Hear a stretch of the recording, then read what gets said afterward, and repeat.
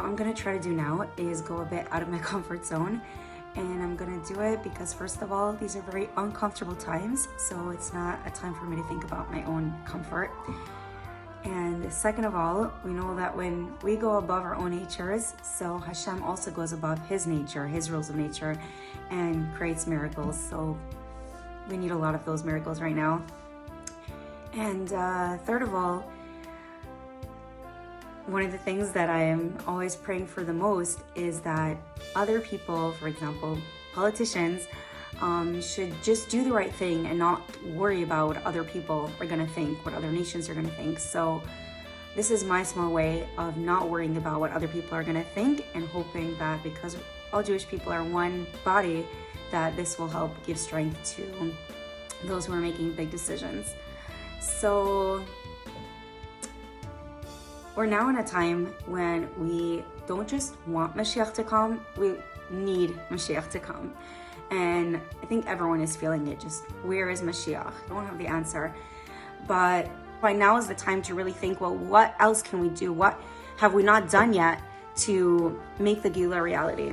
One thing that I realized is that what people really need, because we're physical people in a physical world, and what we need are physical ways to strengthen our emunah and to prove our emunah, our belief in Mashiach, to ourselves and to others.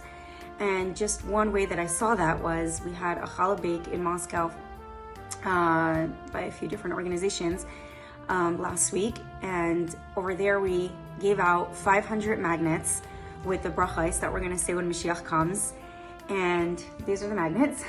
And the women were so excited. Thank you, Rifki Belano, for the design. The women were so excited about these magnets. Nobody was like, oh, what do we need them for? You're dreaming. It's not practical. There was none of that. Just all 500 were taken, and I've been getting so much feedback, just people stopping in the street and saying, thank you so much. I'm telling everyone, I'm telling all my friends, I'm telling all my family about these brachos. My kids are learning it by heart. And I'm hearing this from people who are not, the most from, and or not the most Chabad. And I realized, just because people are saying, we talk about Mashiach, but do we really believe it? And are we really preparing? So this is one example, right? Learning the brachos that we're gonna need to say. And of course, tambourines, and actually people are so open to that, right? And so excited about that idea, to have a tangible, sign, a tangible tambourine that you could hold on to and display and strengthen the emunah.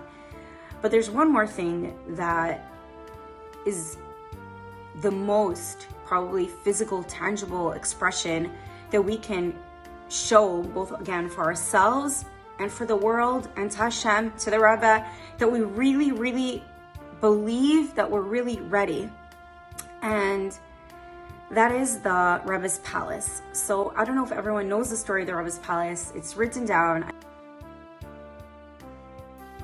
And for some reason, this project was on hold for over 30 years now. It's painful because the Rebbe told us everything that we need to do, and we just need to listen to the Rebbe. We just need to do everything that the Rebbe said to do, and this is one of those things.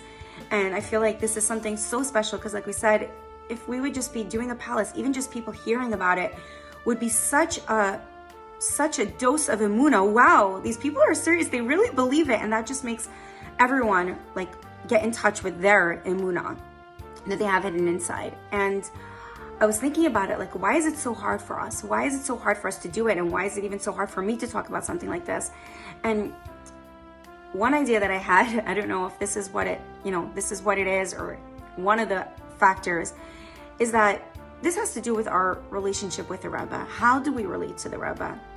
So I used to not really understand, everyone loves the Rebbe, everyone loves the Rebbe. So that means that everyone accepts the Rebbe as Mashiach. Why? What's the difference? If someone knows the Rebbe, loves the Rebbe, that's enough. That's called accepting. And I realized that there's a difference. Because yes, the majority of Yidden around the world definitely accept the Rebbe as a Rebbe and love the Rebbe as a Rebbe. But when I was saying Avinu Malkeinu this year, something just hit me, and I realized there is two kind of relationships that we have with the Rebbe.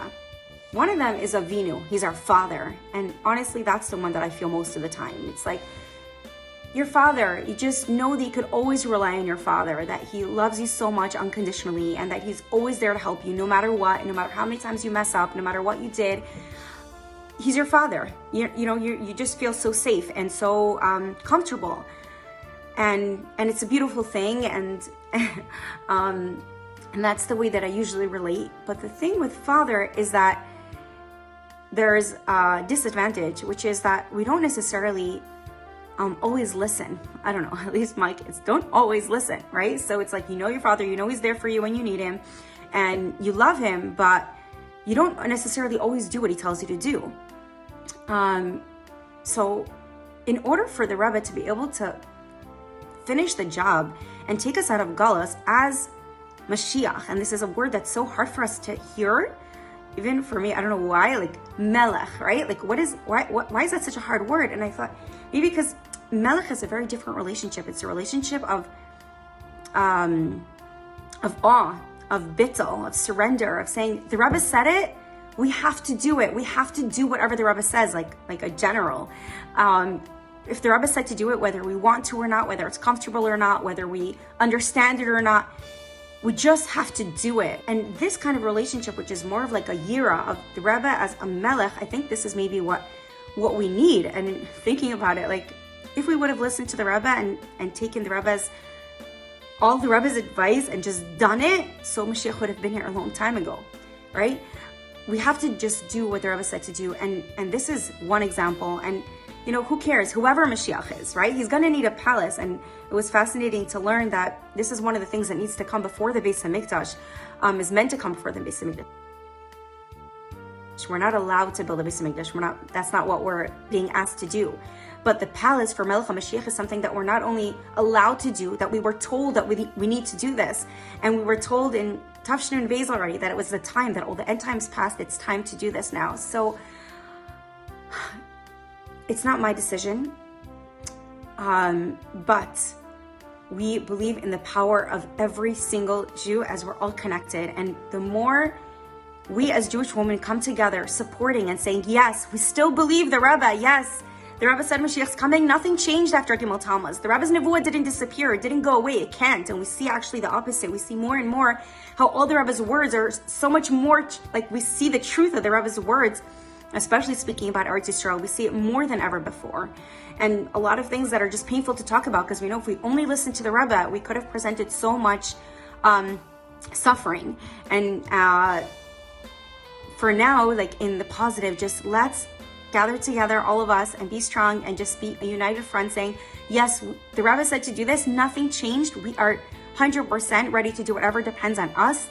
For me, all it means is, just giving my signature, giving my, one of however many signatures, by just saying that, yes, I want to be a part of this. And this is something that the Rebbe wants to be done by us. It was important that it was specifically coming from the Yidden, not just like the Beis HaMikdash that's going to come down from heaven. This is something that we are meant to be making happen, to show our emunah, to show our bitachon, and to literally, tangibly, physically prepare for, this is one of the preparations that are meant to happen, and Hashem should not wait. Just our talking about it, just our achlata, just our readiness should be enough to be considered as if we already did this, we already filled this hara of the Rebbe, and we should be able to celebrate the true and complete Geulah with our Rebbe right now, right today. So thank you for listening, and please support us.